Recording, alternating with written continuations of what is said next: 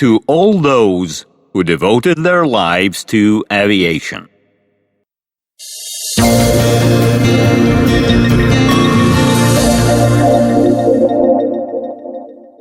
The Wings of Russia presents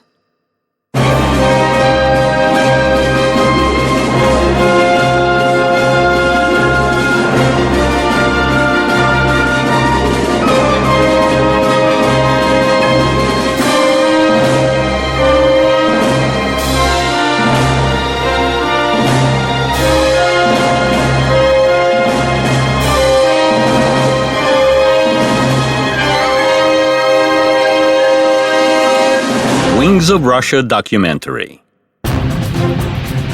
Naval maneuvers of the 70s. Hundreds of vessels, thousands of naval aircraft. Location: seas and oceans. Reconnaissance amphibians. Anti-submarine airplanes and helicopters equipped with means of submarine search and destruction. Land-based missile carriers capable of destroying an aircraft carrier of a potential enemy. Ship-based aircraft are expected to be put on service. The Soviet naval aviation of the 70s represented a strong force. Naval aviation, serving in the Navy. Russia, Sebastopol. September of 1910 was warm. On September 16, a huge crowd gathered at a suburban field to watch the first naval airplane. Everyone already got used to locos and automobile. Now there was a new technical wonder.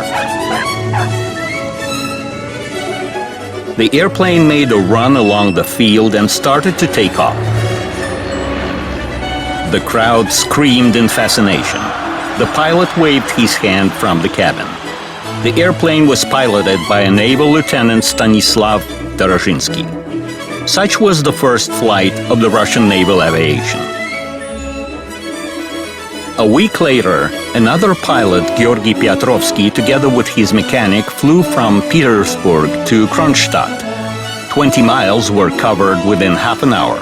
Reporters called Piotrovsky a long-range pilot. It was a real achievement for that time. Airplanes were not famous for their reliability, and any emergency water landing did not look promising. Airplanes with floats and flying boats were thought to be more suitable for the naval aviation of that time. For many years, hydroplanes became the lords at sea, mastering all military professions. The hydro-aviation primacy failed only by the 30s. Mastering of high speed was then the main topic. So the float machines, with their bulky landing gears, stepped off the scene. They could not compete in speed with the land-based aircraft, and when the shore-based airplanes gained sufficient reliability, they started to oust the flying boats as well. Those were the worldwide tendencies. Besides, the leading naval nations made their stakes on the aircraft capable of taking off from a deck. Ship-based aviation was highly mobile and could appear in any part of the world ocean. That's why the countries possessing colonies scattered all over the world were most interested in the aircraft carriers. The United States did not have any colony, but being geographically remote from the world events, they strived to take part in them. So they made a stake on aircraft carriers either. Japan followed the same path. Things went different in the USSR. The Navy was in disfavor and did not look strong. The naval aviation, which was regarded as a supplement to the ship's artillery, received almost no attention.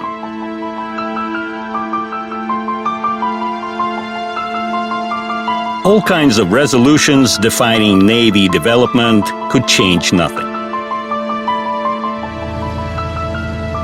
Since the USSR did not have any aircraft carriers, almost all naval aviation was ground-based. Its formation was based on that of the land-based Air Force, so the airplanes were of the same types.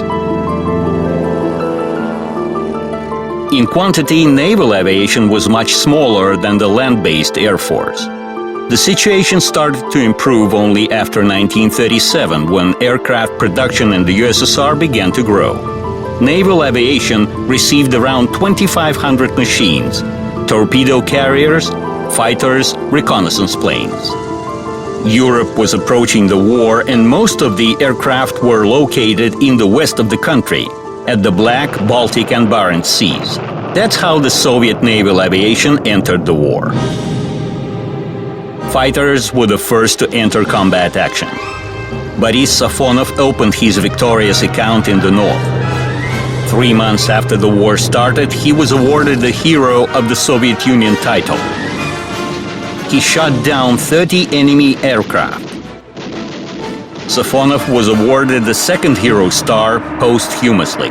In spring 1942, he did not return from a mission. Naval pilots were the first to bomb Berlin. In August 1941, bombers of the Baltic Fleet took part in the raids over the German capital. The range from the rare aerodromes was too big, while it was quite all right to fly from an island in the Baltic Sea. The air group was headed by Evgeny Preobrazhensky. Naval pilots bombed German cities at night throughout a month. However, those were exclusions. Situation in the first half of the war was not very active. There was no sufficient naval confrontation at the Black Sea. In the Baltic, the Soviet ships were blocked in the Gulf of Finland, so that the Germans called this area their internal sea. Their ships moved there freely and with no cover. The Soviet naval aviation was more or less active in the Arctic Ocean. However, in general, there was not much work at sea, and the naval aviation was used to perform tasks set before the Air Force, attacking ground-based targets. The main sea battles at that time took place far away from the Soviet Union, in the Atlantic and Pacific Ocean. In the end of 1941, the United States and Japan entered the war. On December 7, Japanese aircraft destroyed Pearl Harbor, the American naval base.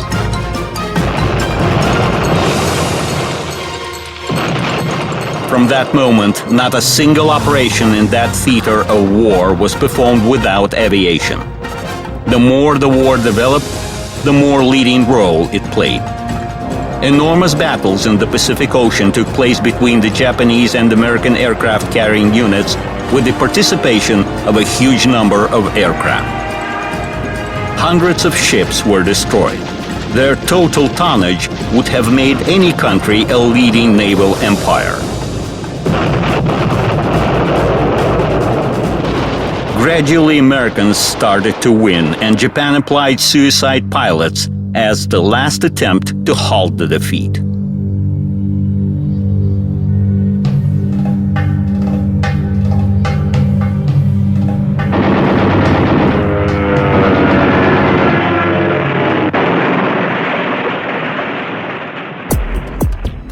The Soviet naval aviation activities were at a lower level, but the naval pilots did make their contribution to the final victory. The flying boats performed reconnaissance tasks. Fighters were covering the attack aircraft. Most of the combat flights were made by the attack aviation. It entered the naval aviation right before the war, and its main power was the Il-2 attack aircraft. Il-4 worked against the enemy ships and transport vessels. This Ilyushin's aircraft was the main Soviet long-range bomber. In the naval aviation, it was used as a torpedo carrier. Torpedoes were suspended under the aircraft's fuselage. Torpedoes meant for high-altitude attacks were equipped with a stabilizing parachute, which was put in a special container.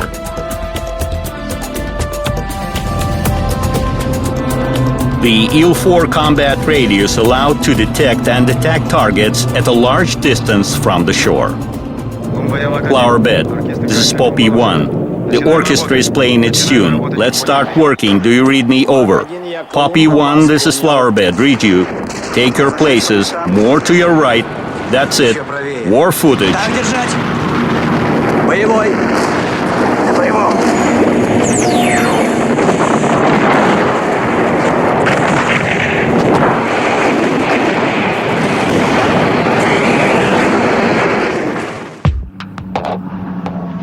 In the second half of the war, the Soviet naval aviation received deliveries from the Allies. Kitty Hawk fighter, Air Cobra fighter, Catalina flying boats. But the best acquisition for the naval aviation was the American Boston bomber. Refurbished into a torpedo carrier, it was best suitable for such tasks.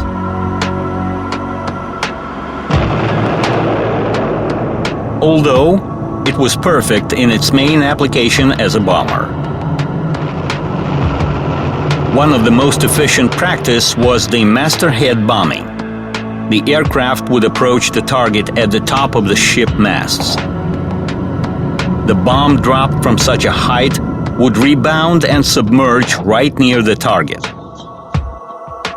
A hit under the waterline for a ship would be blistering.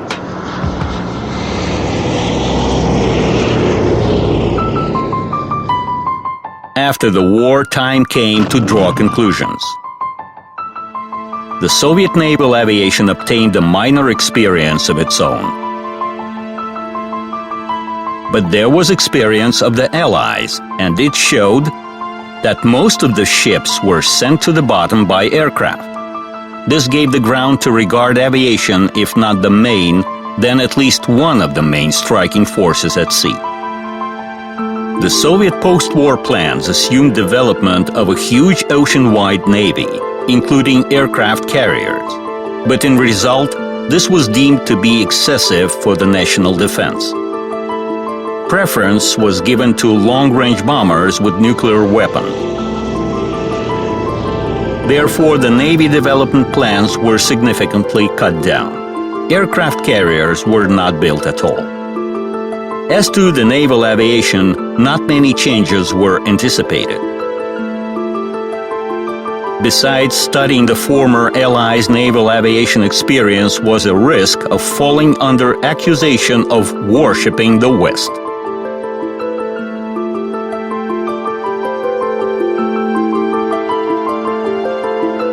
The post-war cut-down of the naval aviation allowed to get rid of the outdated aircraft.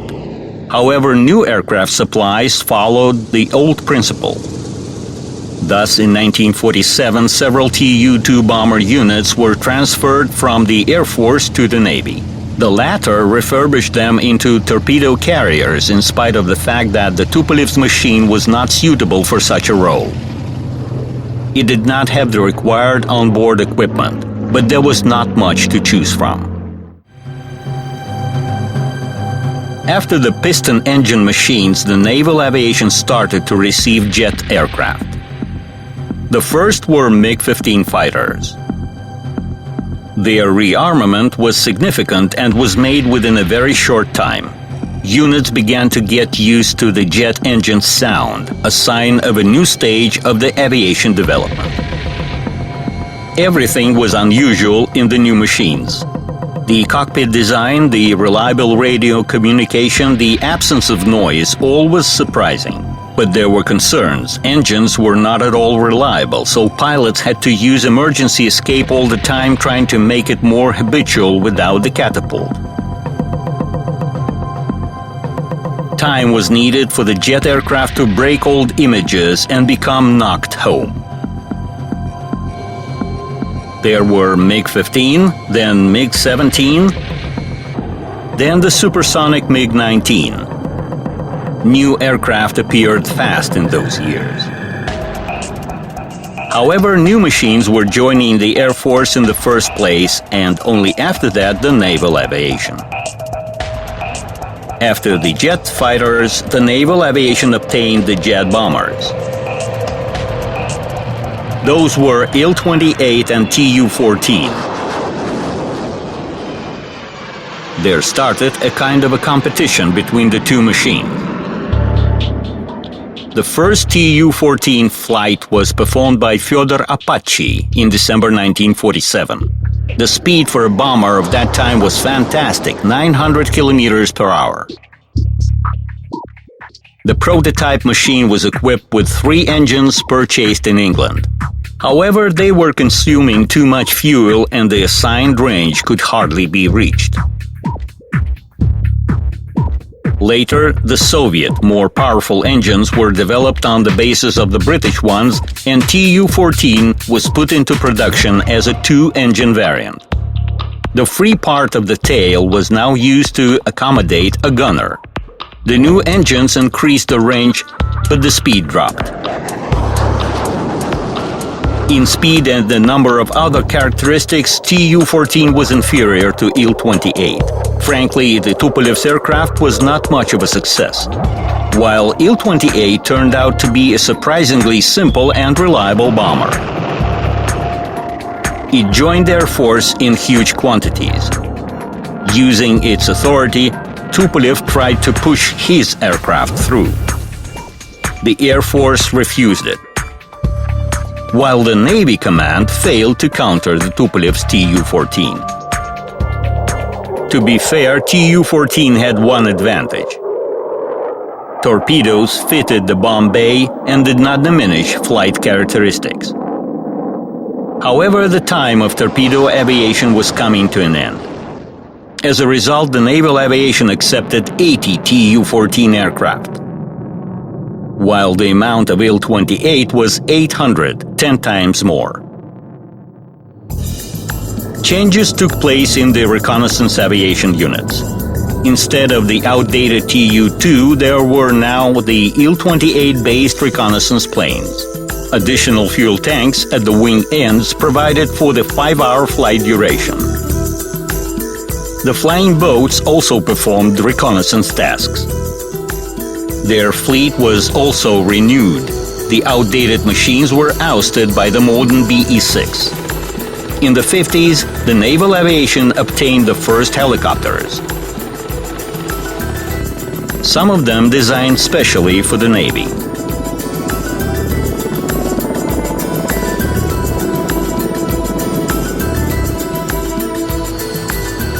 There was also a quite unusual machine in the history of the Soviet naval aviation.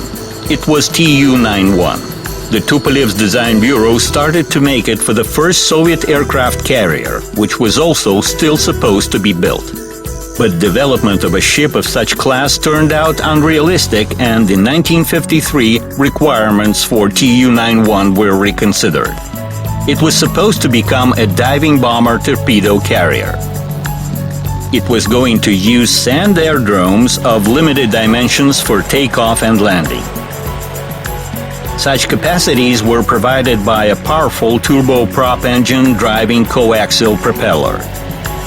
For its unusual look, the aircraft was called a bull culp. The offensive and defensive arsenal of a torpedo carrier and its outstanding flight characteristics seemed to provide it a great future. But its designation was no more actual. The days of the mine and torpedo aviation were gone. With a higher flight speed, a torpedo drop and its water entry became doubtful. Besides, in the 50s, the potential enemy already had powerful defensive means. They did not allow the aircraft to approach the target for a torpedo attack. The way out was seen in the development of a principally new means of destruction. Thus, a new type of weapons was entering the stage: the cruise missiles. They brought a new quality to the naval aviation.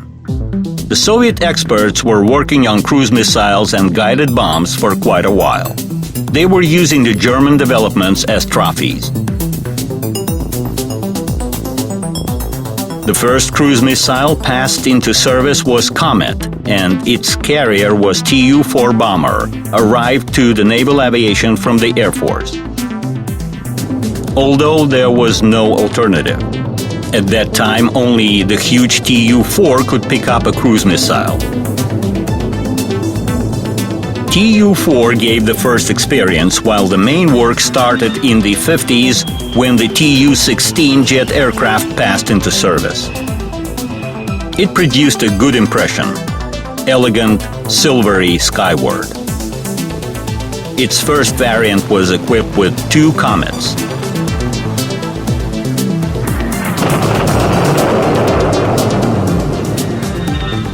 Soon there appeared a combat Tu-16K-10 system with a powerful radar and a new supersonic missile.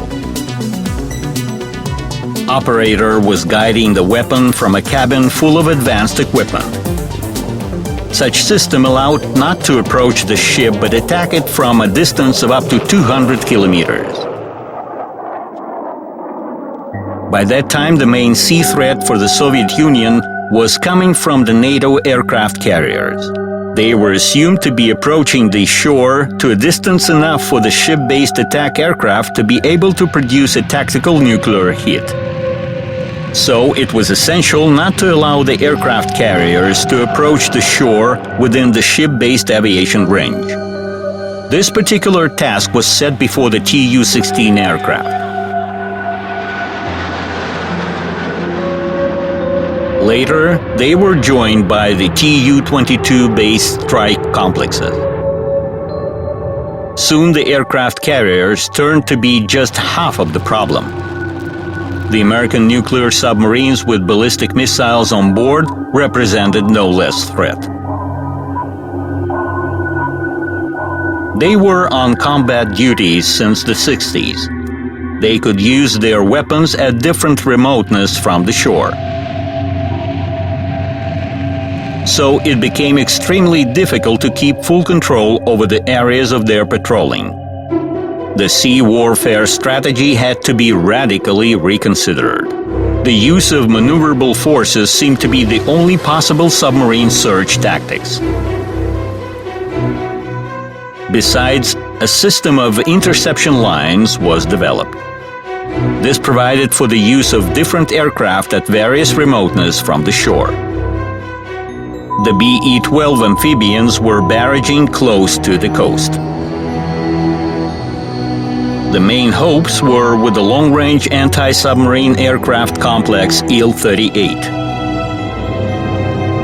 It was based on the highly reliable Il-18 airliner.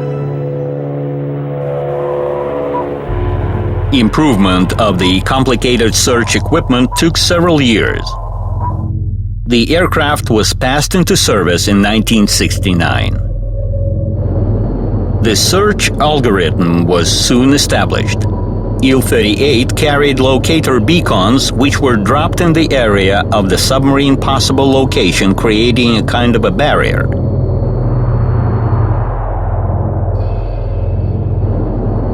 Information on the submarine was transmitted to the aircraft. Then acoustic operators had to find the submarine sound in the depth of the ocean.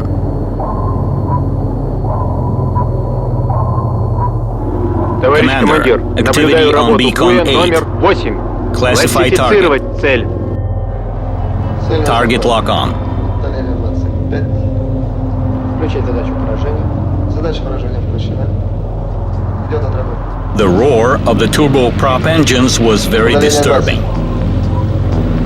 Thorough listening required silence. Удаление 10, цель на захват. Almost simultaneously, Americans issued a similar Orion aircraft. Its main distinction was in a more advanced radio electronic equipment.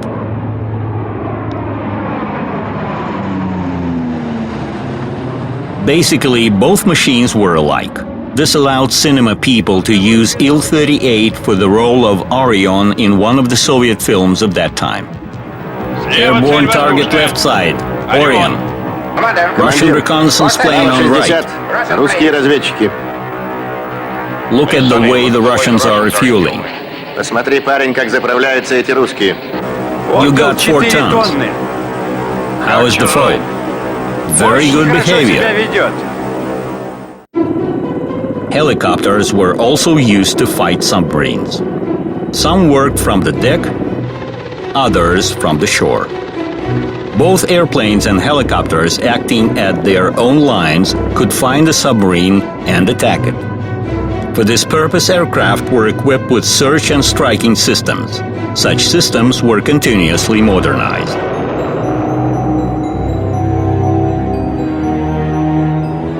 As before, missile carriers were used to fight submarines.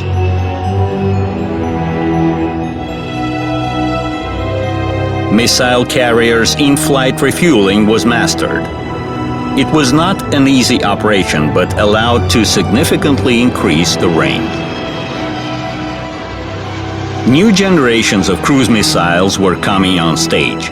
They were becoming more improved with better characteristics in range, reliability, and precision. The extent of counteraction was high. The enemy's aircraft carrier units had to be kept under constant surveillance.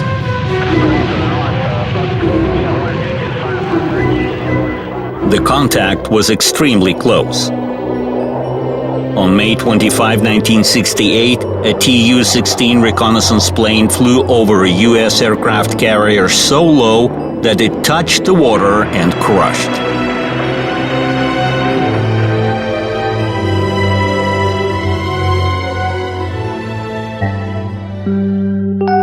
Potential enemy continued its improvement.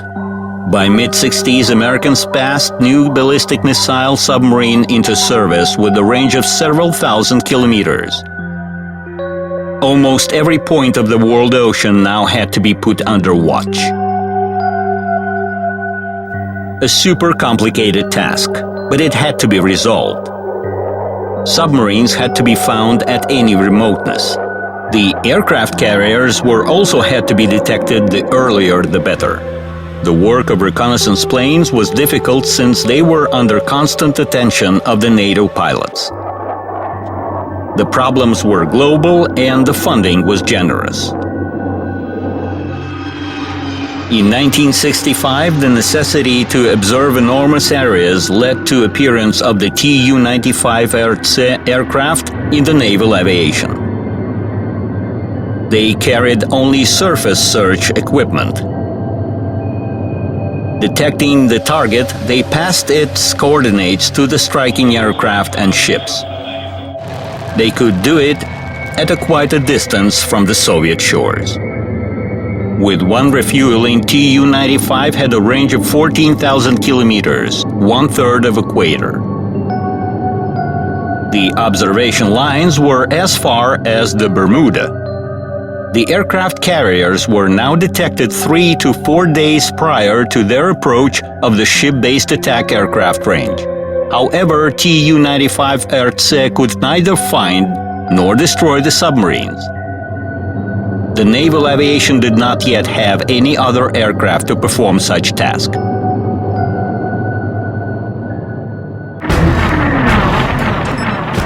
Maneuvers of the Soviet Navy in the 70s went one after another. They were staged with a lot of sound and fume effects. Maneuvers directly reflected the funding. There was a serious competition among different institutions. Not only the naval aviation pretended to fight submarines. The strategic missile forces suggested not to search for submarines like for a pin's head, but to put, for instance, a whole Norwegian Sea under a nuclear carpet. The long-range aviation also wanted to perform strikes at sea targets, leaving the naval aviation with the modest task of an air designator. The Navy Command insisted that the naval aviation would perform such task by itself if it is attached with a long-range aircraft. Disputes were partially stopped by the appearance of Tu-142, an anti-submarine version of the Tu-95 bomber, specially made for the Navy. Tu-142 was carrying not only search equipment but means of the submarine destruction. The Naval Aviation obtained complete independence in the sea task performance. The new status allowed to demand new types of weapons. A new Tu-22M missile carrier was developed by the Tupolev Design Bureau. It even joined the naval aviation earlier than the long-range aviation. Soon, the Navy Command decided to have attack aircraft of their own to assist Marine assault forces. Never before the naval aviation had such a great power.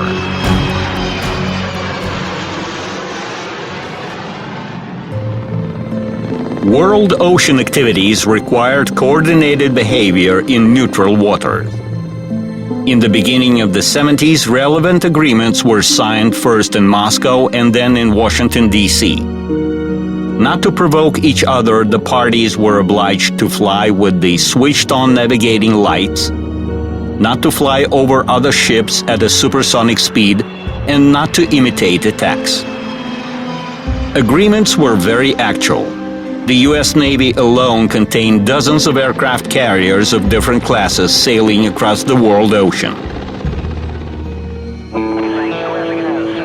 Americans obtained ample experience in the Second World War, enriched it in Vietnam, and by the 70s possessed a powerful and efficient instrument of the big politics.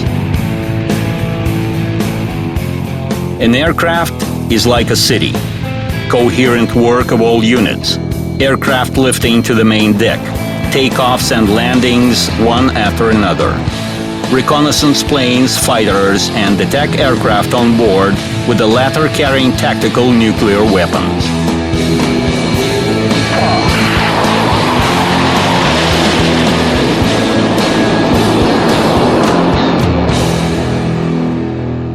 The Soviet Navy Command saw how efficient the American aircraft carriers fleet was.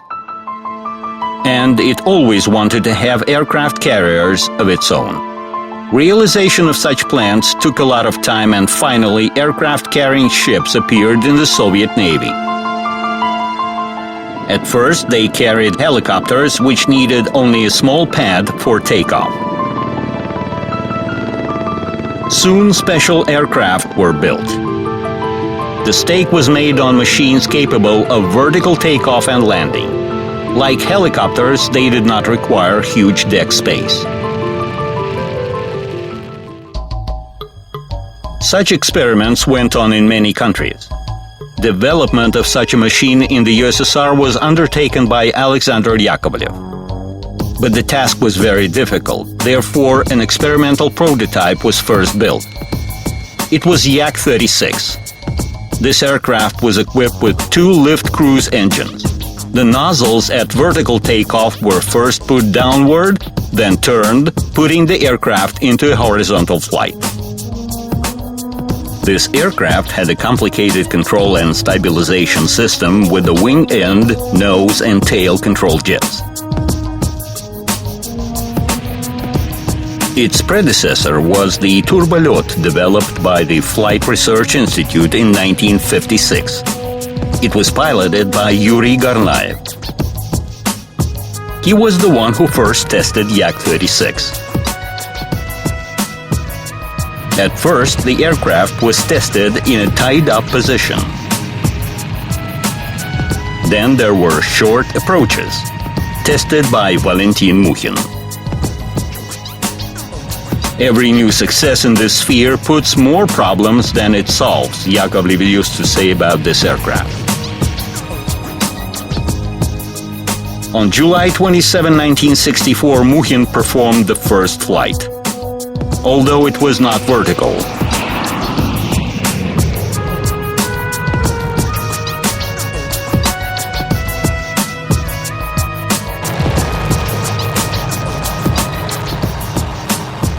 Only 2 years thereafter, Yak-36 made its complete cycle.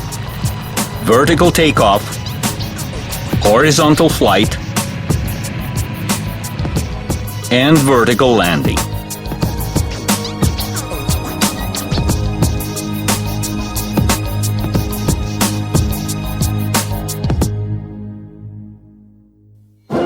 In 1967, the machine was shown at an air parade. Demonstrations of new aircraft could no more surprise the public accustomed to the Soviet aircraft industry novelties.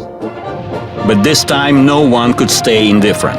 The aircraft was taking off vertically and stood fixed in the air. Upon results of the Yak-36 tests, a resolution was issued on the development of a combat vertical takeoff and landing aircraft. It was called Yak-36M.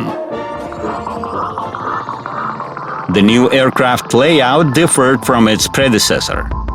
The main difference was in the power plant. So the aircraft was equipped with 3 engines, 2 lift engines and 1 lift cruise engine. Such power plant complication raised skepticism among aviation experts. For example, the British vertical takeoff Harrier had a single engine with 4 pivoting nozzles. However, Stanislav Mordovin, conducting the project in the Yakovlev Design Bureau, suggested that in the USSR there was no such engine as the British one.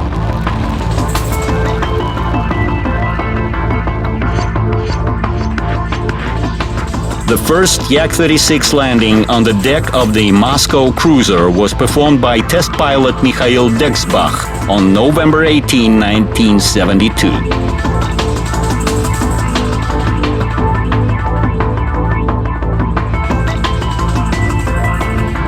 On November 22, he took off the aircraft from the deck, made a circle flight, and vertically landed. An entry in the ship log appeared, "Birthday of the ship-based aviation." Then there were tests of takeoffs and landings at rolling and on a moving ship. The aircraft armament allowed to work on ground, sea, and aerial targets.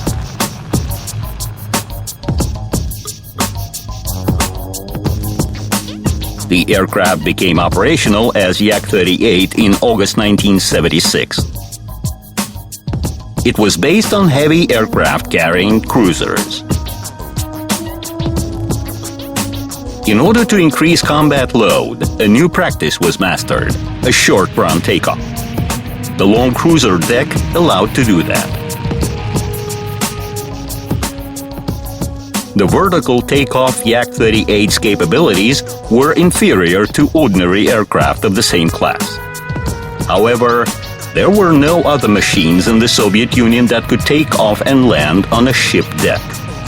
If we compare Yak-38 and the British Harrier, their technical and tactical characteristics were almost the same. But in spite of all attractiveness of vertical takeoff and landing, those were rather complicated flight regimes. Therefore, Yak-38 was equipped with a forced emergency escape system. Emergency developments were so quick that the pilot had no time to escape without the help of automatic controls.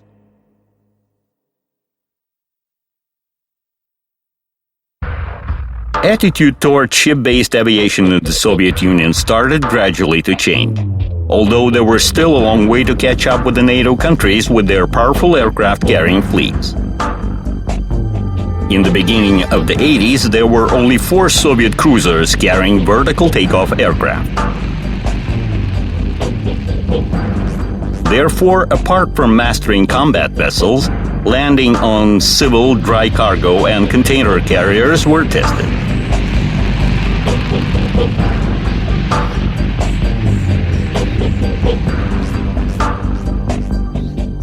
Right after successful completion of the Yak-38 state tests, the Yakovlev Design Bureau was assigned development of a new vertical takeoff and landing aircraft. It was a supersonic Yak-141.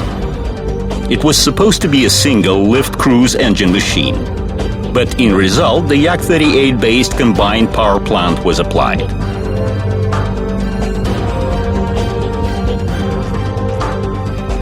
The first flight was performed in March 1987 by test pilot Andrei Sinitsyn.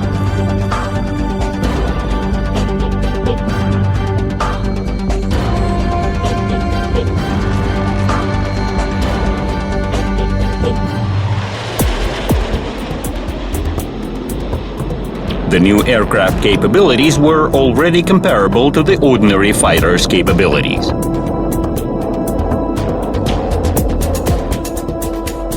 Wide use of the British Harrier showed that losing to ordinary aircraft in one thing, the verticals were winning somewhere else. For example, they lose in a common fight, while in close combat using helicopter hovering, they win.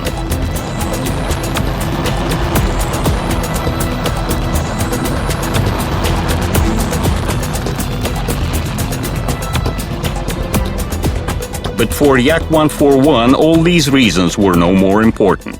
Tests fell on the uneasy 90s, and when another accident occurred at landing on the ship, it was a formal cause to terminate works not only on Yak-141, but on the entire vertical takeoff and landing topic.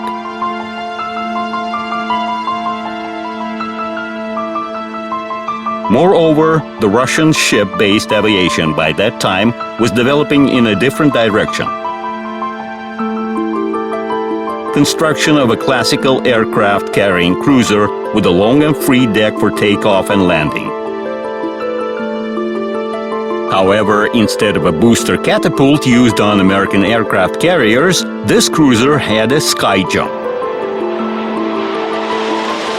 Together with the ship development, selection of the aircraft was started. To make the task easier, it was assumed to modify the existing types. Prior to starting from a ship, aircraft were supposed to undergo long testing at a specially built ground complex Nitka. It was located in the Crimea, where climate allowed to perform tests all year round. Nitka was absolutely identical to the Skyjump cruiser. It had radar and visual landing support systems and the resting gears. The complex was made for both testing aircraft and training ship-based aviation pilots. In conditions close to reality, it helped to train takeoff and landing on an aircraft carrier deck.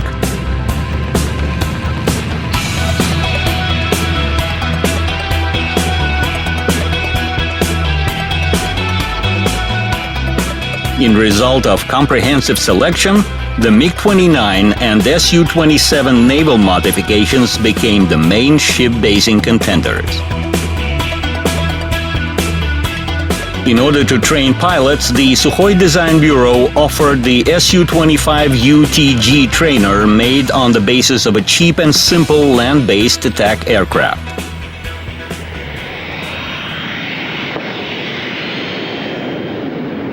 While pilots were trained at Nitka, the ship was ready. Changing several names by 1989, it carried the sign Tbilisi on board. On October 27, an Su-27K piloted by Viktor Pugachev and the MiG-29K piloted by Tokhtar Aubakirov appeared above the ship. Tests on flyby, passes along the deck, passes and touchdowns went on. On November 1, 1989, both aircraft, as usual, were going in circles imitating landing.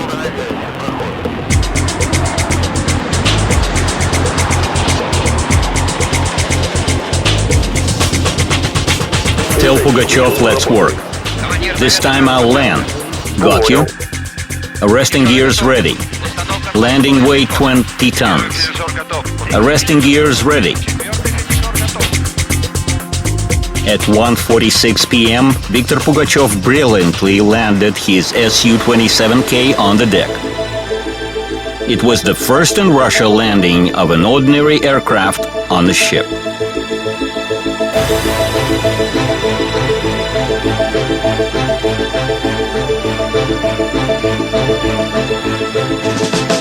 Greeting the pilot, everyone almost forgot the other aircraft. After a short while, MiG-29K of Tokhtar Aubakirov landed on deck as well.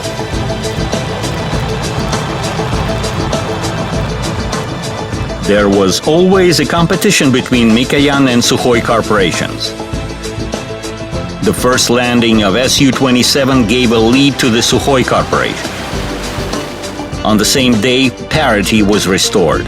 Tokhtar Aubakirov was the first to take off his MiG from the ship's sky jump.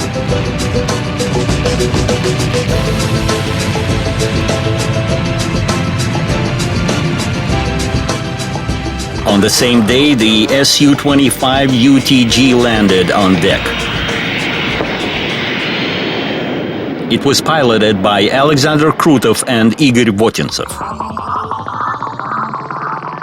Aircraft naval versions have specific distinctions from the base versions: a stronger landing gear, an arresting hook, a folding wing for a compact ship basing.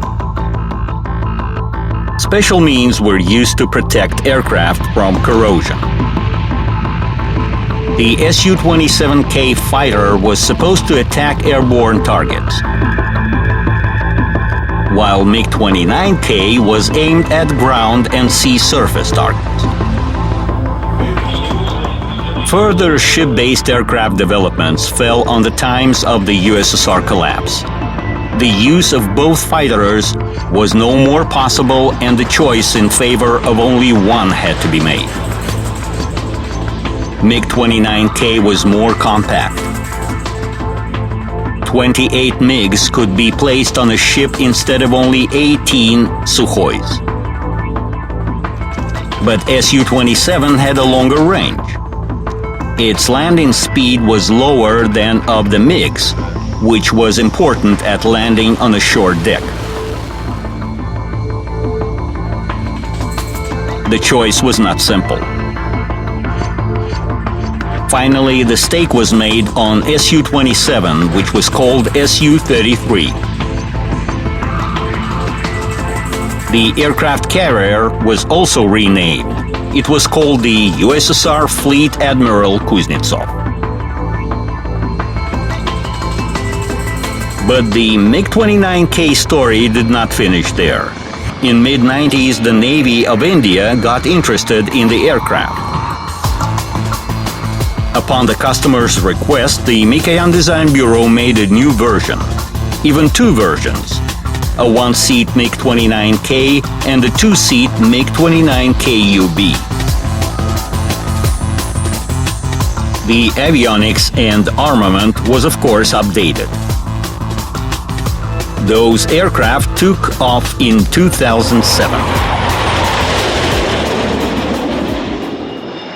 The Sukhoi Corporation also continued its research. It made its two-seat ship-based fighter even earlier. It was Su-27KUB. It was demonstrated among other Sukhoi ship-based machines at the air show in Zhukovsky. It is very prestigious to show your skills on public, but there is also work day after day.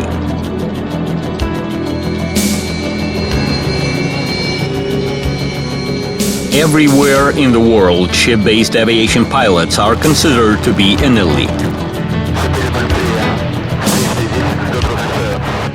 Landing on an aircraft carrier is not an ordinary thing.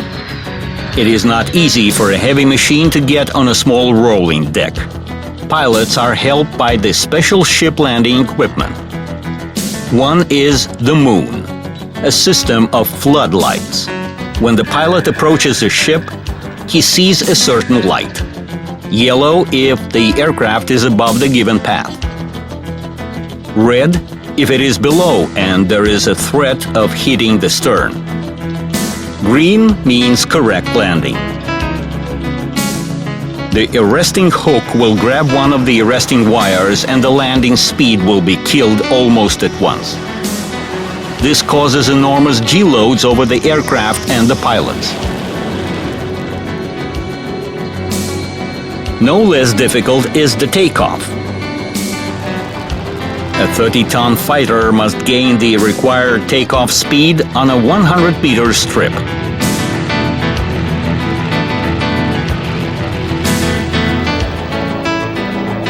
The ship-based aviation became an integral part of the naval aviation. Navy is a specific instrument of the state. Complex but mobile and efficient. Navy can support peace and stability in any part of the world ocean. It can be independent or part of international forces, or can repel aggression at its coast, or protect economically important parts of its country. It can be a component of nuclear deterrence. Navy carries out different tasks, while naval aviation is one of its important parts. This needs no proof.